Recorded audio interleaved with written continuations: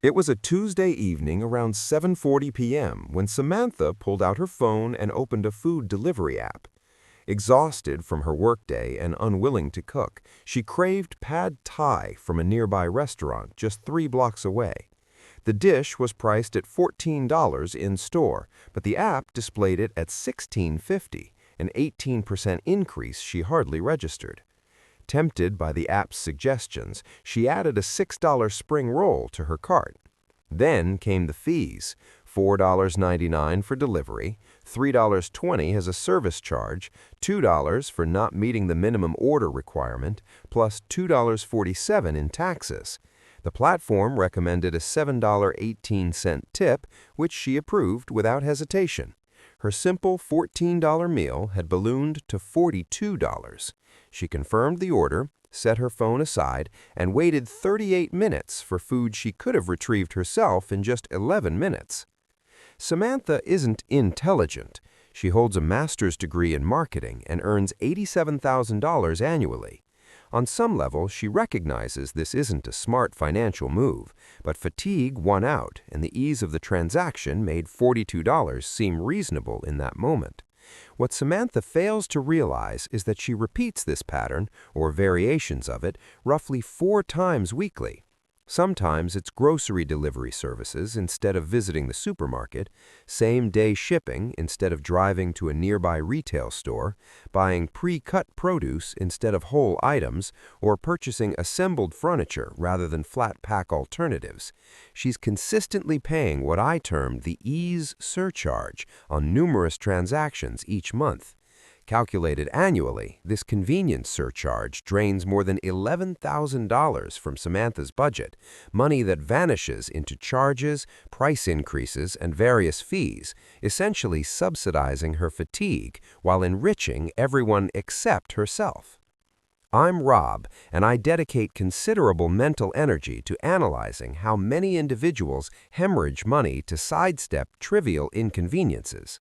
If you've caught yourself ordering delivery when pickup was feasible, clicking purchase buttons instead of visiting physical stores, or spending extra to save 15 minutes of work, consider subscribing.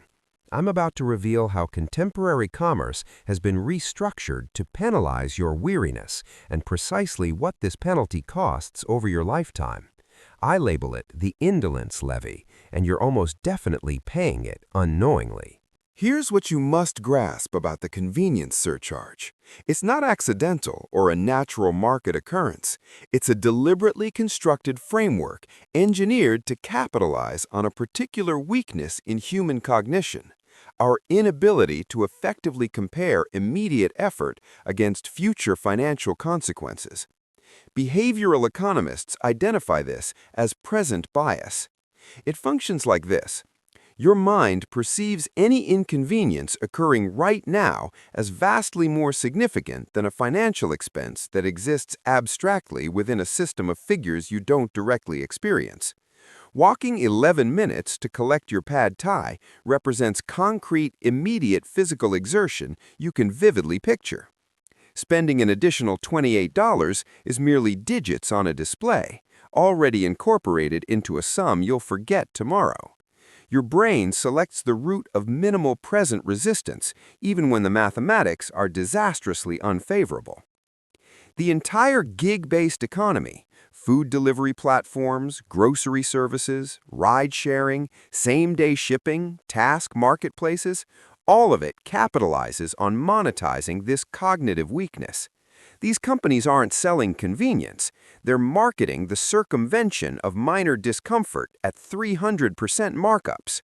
They're correctly wagering that you won't calculate the true cost because performing that calculation is itself an inconvenience you'd prefer to avoid.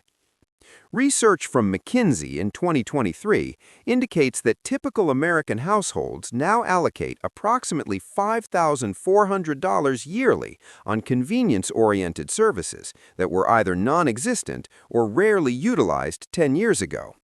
This figure has tripled since 2015. Society isn't becoming lazier. We're simply being presented with more opportunities to monetize our laziness, and we're accepting every single offer. Let me detail the specific mathematics of the convenience surcharge across categories where it strikes hardest, because visualizing these figures is essential to understanding the actual expense. Food delivery represents the most conspicuous violator, so let's begin there.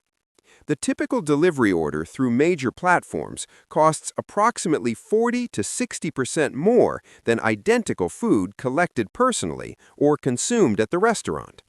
This stems from several factors: menu price increases that restaurants implement to offset platform commissions, typically 15 to 30% above in-person pricing; delivery charges ranging from $2 to $8 based on distance and demand; service charges, usually around 15% of your order as pure platform profit; minimum order penalties, and gratuities that exceed dine-in tips because customers feel obligated when someone delivers to their residence. If you order delivered food twice weekly at an average cost of $35, when the in-store equivalent would be $22, you're spending an extra $13 per transaction, or $26 weekly, or $1,352 annually just in premiums, not counting the actual food cost.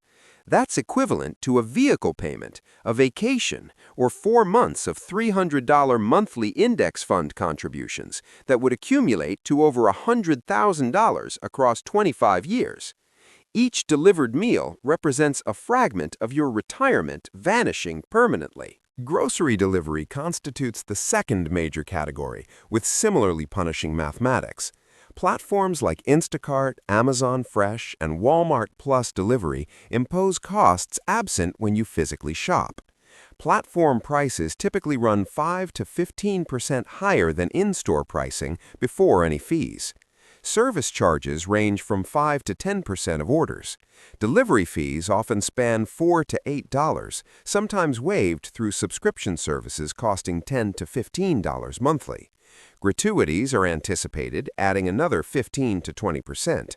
Consumer Reports analysis from 2022 revealed that average grocery delivery orders cost 25 to 30% more than identical items purchased in person. If you spend $600 monthly on delivered groceries instead of shopping yourself, you're paying $150 to $180 monthly in pure convenience premiums, over $2,000 yearly. Combined with food delivery premiums, we've already exceeded $3,000 annually, covering just 2 categories. The convenience surcharge extends well beyond food into virtually every purchasing decision, often in deliberately invisible ways. Pre-cut fruits and vegetables carry 200 to 400% premiums over whole produce. Pre-sliced watermelon costs roughly $6 per pound at most stores. A whole watermelon yielding 3 pounds costs about $5. You're paying 4 times more per pound for 15 seconds of knife work. Pre-diced onions, pre-chopped peppers, pre-spiralized zucchini all carry mathematically absurd markups, considering the convenience they provide is measured in seconds, not hours. Baby carrots aren't a carrot variety. They're standard carrots machined into uniform sizes, costing approximately double per pound compared to whole carrots requiring 30 seconds of peeler use. Single-serve packaging represents another premium disguised as convenience. A 12-pack of individual chip bags costs about $8. A family-size bag with identical total weight costs about $4. You're paying double for pre-portioned plastic packaging. Single-cup coffee pods cost approximately 40 to 70 cents per cup. Ground coffee in bags costs roughly 10 to 15 cents per cup when brewed traditionally. That's a 400% markup for not scooping grounds into a filter.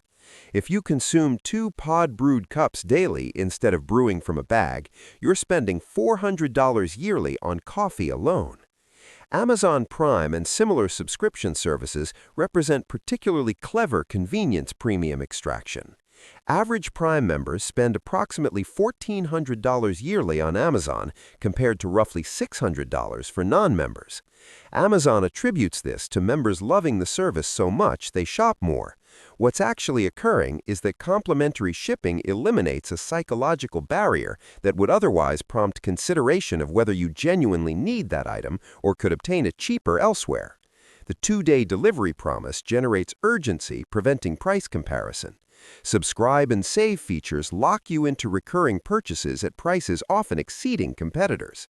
You're not saving money with Prime, you're paying $139 annually for the privilege of spending more money faster with reduced friction. Pre-assembled versus flat-pack furniture presents another premium most accept unquestioningly. An assembled bookshelf from Wayfair might cost $300 delivered. Identical dimensions from IKEA unassembled might cost $120. You're paying $180 premium to avoid 1 hour of assembly, valuing your time at $180 an hour. Except you were likely planning to watch streaming content during that hour anyway. You didn't actually reclaim productive time, you reclaimed leisure time, then filled it with other leisure, meaning the convenience purchased literally nothing except avoiding a minor task. You might think your time has value, that paying for convenience is rational because you earn more hourly than the convenience costs, and this represents efficient time arbitrage. This argument makes the convenience premium feel justified, and it's almost always incorrect for 3 reasons. First, you're probably not actually working during the saved time. When you order delivery instead of pickup, you don't utilize those saved 30 minutes to bill clients or complete work projects. You use them to scroll social media or watch television. You haven't converted time into money, you've simply exchanged money for slightly different leisure. Convenience spending only qualifies as genuine time arbitrage when you'd otherwise be working during that window, which for most people is rarely true. Second, convenience spending is usually impulsive rather than calculated. Nobody sits with spreadsheets, calculates their time's value, and consciously determines delivery represents a net positive transaction. They tap the app because they're exhausted, because it's easy, because the alternative's friction feels insurmountable in that moment of fatigue. This isn't rational economic decision-making, it's emotional spending with post hoc rationalization. Third, the "my time is worth X dollars per hour" mathematics only function if you can actually convert that time into dollars, and most people cannot. If you're salaried, your income is fixed regardless of evening activities. If you're hourly, you probably can't summon additional work hours at will.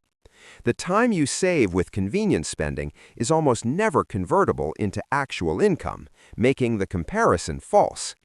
You're not trading $15 for a work hour, you're trading $15 for a leisure hour you'd have anyway, just doing something slightly different. Here's where it becomes truly fascinating.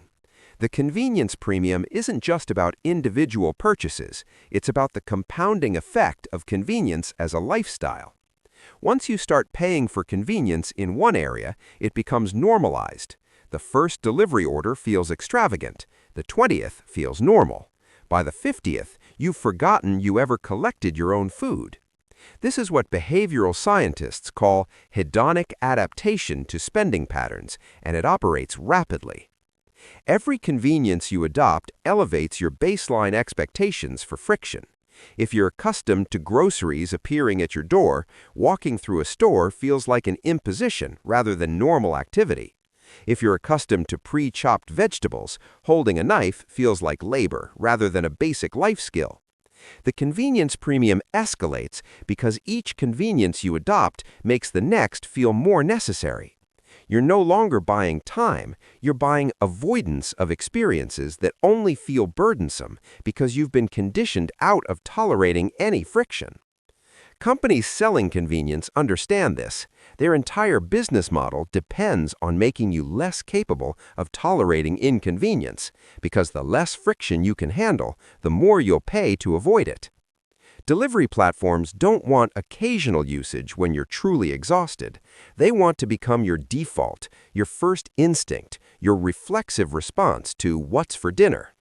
They invest millions in behavioral design, push notifications, personalization algorithms, and promotional pricing specifically to create habit loops, making ordering feel automatic.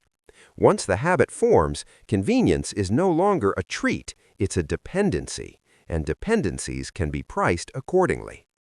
Let me demonstrate the lifetime mathematics, because this is where the convenience premium transforms from annoyance into genuine wealth destruction.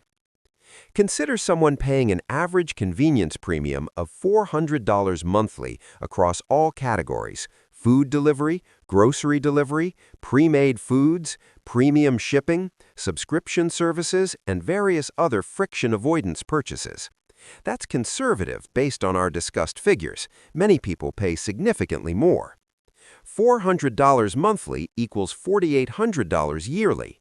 Invested in an index fund returning 8% annually, that $4,800 yearly becomes approximately $768,000 over 35 years. That's not an error. You're potentially sacrificing $750,000 over a working lifetime for the privilege of not walking to collect your pad thai, not pushing a grocery cart, and not slicing your own onions. Even if your convenience premium is half that, $200 monthly, $2,400 yearly, you're still looking at $384,000 over 35 years. That's a house. That's a retirement decade. That's generational wealth your children and grandchildren will never see because you couldn't tolerate the minor inconvenience of doing things the slightly harder way. The cruelest aspect of this mathematics is that people who can least afford the convenience premium pay it most aggressively. Lower-income neighborhoods have fewer grocery stores, making delivery feel more necessary. People working multiple jobs are more exhausted, making delivery more appealing. Fee structures are regressive. A $4 delivery fee represents a much larger percentage of a $30 order than a $60 order. Companies have optimized for extracting money from people already stretched thin, disguising this extraction as a service, making hard lives slightly easier. It does make hard lives slightly easier for 15 minutes, while making those same lives financially harder for decades. So what do you actually do about the convenience premium? You can't eliminate it entirely, and I'm not suggesting you should never order delivery or pay for convenience under any circumstances. Sometimes you're genuinely sick. Sometimes you're in crisis. Sometimes the convenience is worth it for reasons beyond pure financial calculation. But you can become conscious of the premium rather than paying it automatically. Consciousness is the first step to control. Calculate your actual convenience premium. Review 3 months of bank and credit card statements and identify every purchase where you paid more for convenience than the non-convenient alternative. Delivery fees, service charges, markup prices, subscription services, pre-made foods, premium shipping. Total it all. Most people completing this exercise are genuinely shocked by the sum. You can't fight an enemy you can't see, and most people have never seen the aggregate number. Create friction for convenience spending. Delete delivery apps from your phone and only access them through web browsers, requiring more steps. Remove saved credit cards from automatic checkout systems. Institute a 24-hour waiting period before any convenience purchase. If you still want delivery tomorrow, fine, but you can't have it in the moment of impulse. Delivery apps have spent millions removing friction from spending. You need to add it back. Reclaim basic skills the convenience economy has atrophied. Learn to cook 5 simple meals so "I don't know what to make" stops being an excuse for delivery. Buy whole vegetables and practice the 60 seconds of knife work that saves you $4 per pound. Assemble 1 piece of flat pack furniture and realize it's not the nightmare the delivery premium implies. Every skill you reclaim is a category of convenience spending you no longer need. Reframe inconvenience as investment rather than burden. Every time you collect food instead of ordering delivery, you're not losing time, you're keeping $15. Every time you push a cart through a grocery store, you're not suffering, you're keeping $30. The inconvenience is the labor that earns the savings, and the savings compound into wealth. The question isn't how do I avoid this mild effort, but is this mild effort worth $15 to me right now? And when you frame it that way, the answer is usually yes. Right now, you probably see yourself as someone who occasionally pays for convenience because life is busy and you deserve a break, and you work hard, and these little luxuries make things easier. That narrative feels reasonable. It feels earned. It feels like self-care. But there's another perspective. You're a target in a system designed to monetize your exhaustion. Every time you feel tired and reach for your phone, an algorithm has been optimized to convert that tiredness into revenue. Every fee structure has been tested to identify the maximum extraction point, the highest price you'll pay before the friction of refusal exceeds the friction of payment.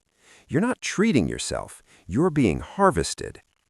Samantha doesn't think of herself as someone who wastes $11,000 yearly. She thinks of herself as someone who occasionally orders delivery because she's busy. But the money doesn't care what story she tells. It disappears regardless of the narrative she uses to justify it. And in 30 years, when she wonders why she doesn't have the expected retirement, she won't connect it to the 400 pad thai orders, the 200 grocery deliveries, and the 1,000 small surrenders to the frictionless option. The cause will be invisible because it was designed to be invisible. Every convenience you pay for is a vote for the kind of life you're building. A life where small efforts feel unbearable, where friction is an enemy rather than a normal part of existence, where your financial future is slowly auctioned off to anyone offering you the path of least resistance. You can keep voting that way, or you can start tolerating inconvenience like the investment it actually is. I've spent considerable time analyzing this so you don't have to. If this changed how you view your delivery apps, consider subscribing. I'll see you next time.